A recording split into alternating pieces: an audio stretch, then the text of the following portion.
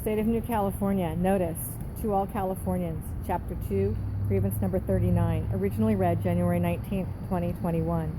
New California is a new state in development, exercising its constitutional right to form from the state of California. The process to form New California is authorized and codified in Article 4, Sections 3 and 4 of the United States Constitution. Statement of intent. The citizens of New California have decided to remedy the abuse of power by the government of California by exercising their right to form a new state provided in the United States Constitution, Article 4, Sections 3 and Section 4. We are determined to live under a state government in the United States of America and under the Constitution of the United States. New California Declaration of Independence of January 15, 2018 states, whenever any form of government becomes destructive, it is the right of the people to alter or to abolish it and to institute new government. When a long train of abuses and acts to seize and hold the people's power without legal authority and pursuing invariably the same object that clearly demonstrates a design to reduce them under absolute despotism, it is their right, it is their duty to throw off such government and to provide new guards for their future security.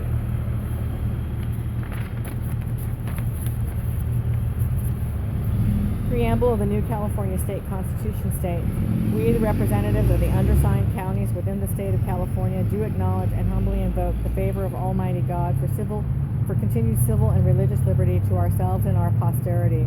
First Amendment of the United States Constitution states, Congress shall make no law respecting an establishment of religion, or prohibiting the free exercise thereof, or abridging the freedom of speech, or of the press, or the right of the people peaceably to assemble and to petition the government for a redress of grievances.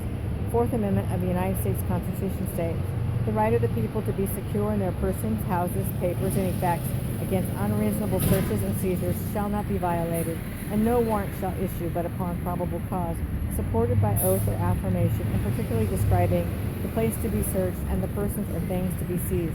The counties of New California State brought forward 95 Chapter 1 grievances between January 2018 and November 2019. On April 28, 2020, New California State will issue 95 additional Chapter 2 grievances to be announced in public on Tuesdays at 11 a.m. State of New California, Grievance 39, Declaration of Grievance, Statement of Facts.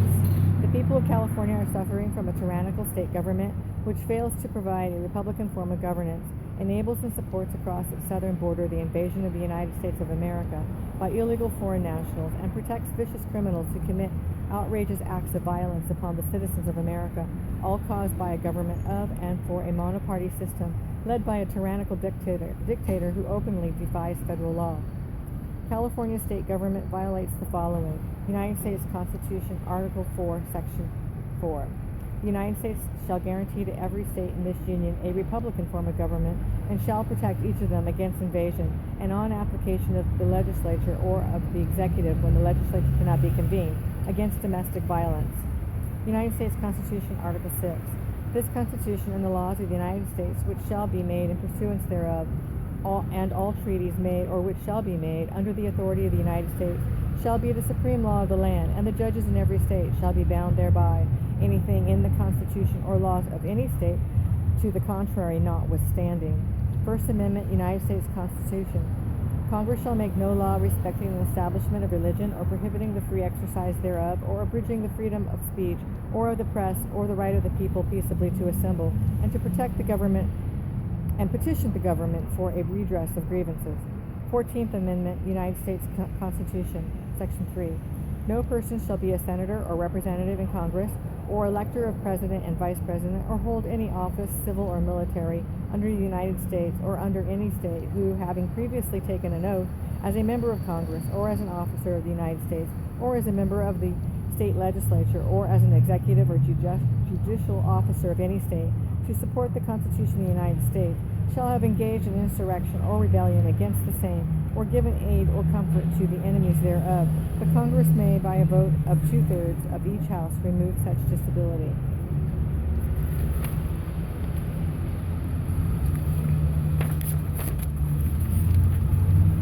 Order of the day, save the Republic. In Grievance 37, Chapter 2, the dictator uses martial law on American citizens. The state is in martial law. We stated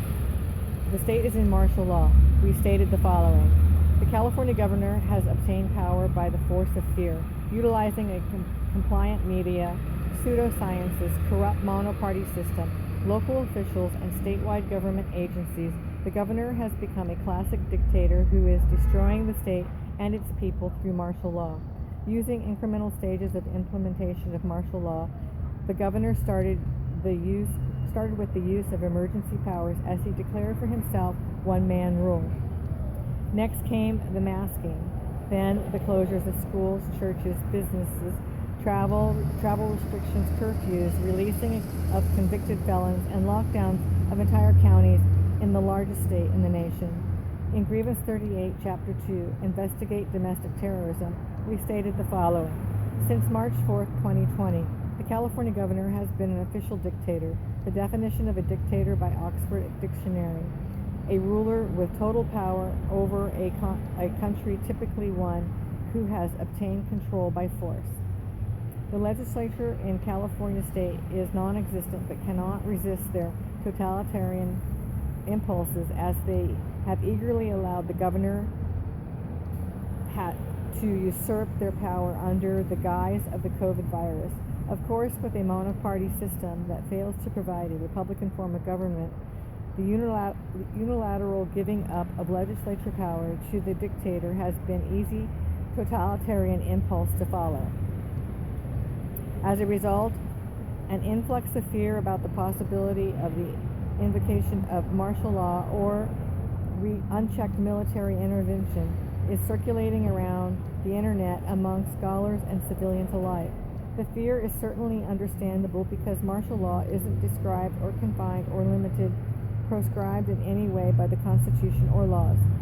Bill Banks, a Syracuse professor, stated, "If someone has declared martial law, they are essentially saying that they are the law. Martial law can be imposed when civil rule fails, temporarily being replaced with military authority in the time of crisis.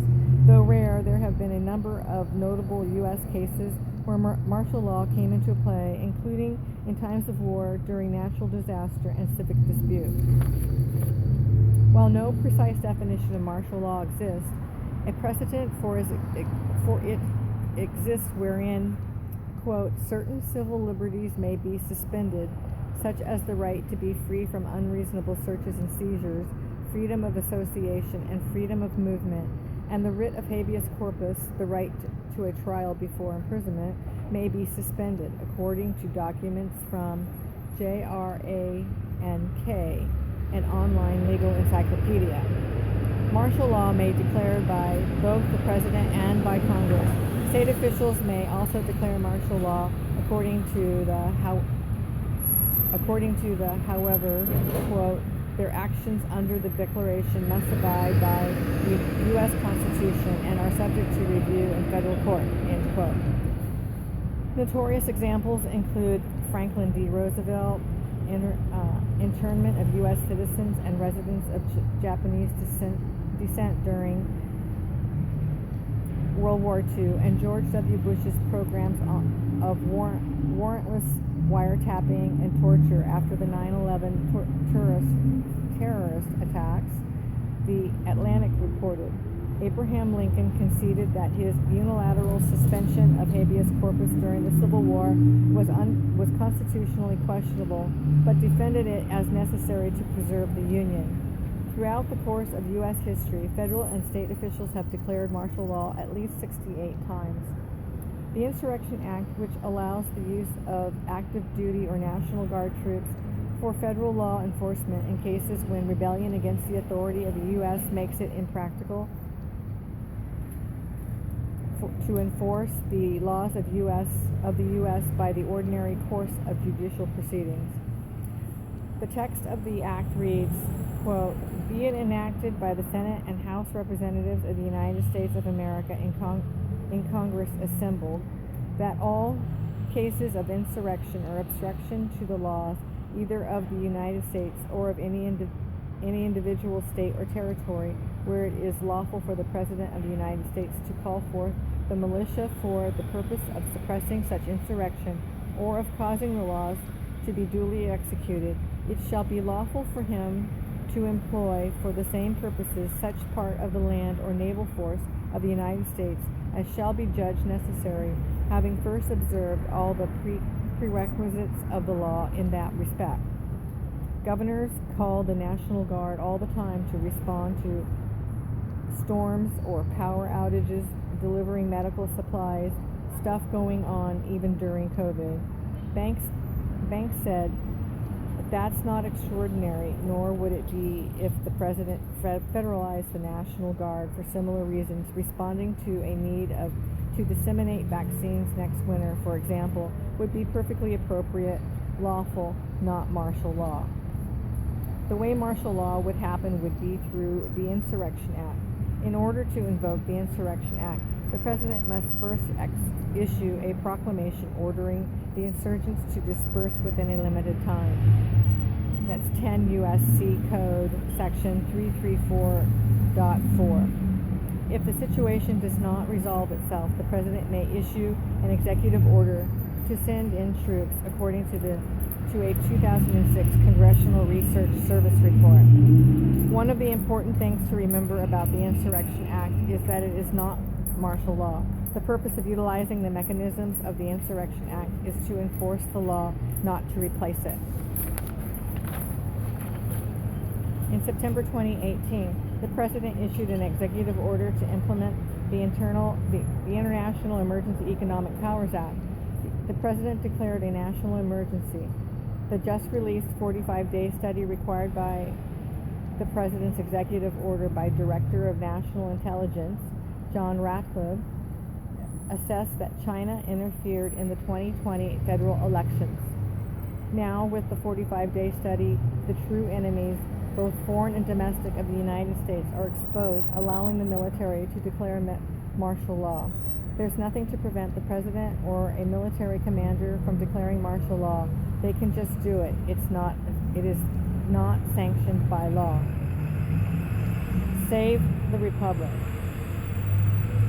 It's apparent the nation is now the new war zone of the world. This is why it is essential the President of the United States utilize the military and use the Insurrection Act of 1807 to declare martial law to save the Republic. Insurrection. The government of California, the current socialist governor, dictator, and monoparty system, along with local officials, are following a coordinated design with the intent to actively engage in acts of insurrection against the U.S. Constitution. The Insurrection Act of 1807 and the Emergency Economic Powers Act are United States federal laws that govern the ability of the President of the United States to deploy military troops within the United States to put down lawlessness, insurrection, and rebellion. Acts of secession. The California government, in conjunction with the socialist state executive, instituted wherever the current socialist governor dictator has usurped power, has actively engaged in acts of secession and have created a reign of terror on United States citizens living in California with the intent to secede from the United States of America, to thus destroy the very union of states which secures our liberty and freedom. Abdication of authority. By betrayal by the sitting socialist governor dictator of California, the monoparty legislature, and local elected officials is evidence of abdication of the responsibilities of authority and sovereignty over the United States, over the citizens of the United States living in California state. Prayer. The citizens of New California state pray for the president to exercise his authority under the Insurrection Act of 1807 to initiate the military's use of martial law to end the tyranny being foisted upon the United States of America. This concludes these proceedings. NewCaliforniaState.com or NCS51.com, phone number 877-828-2753.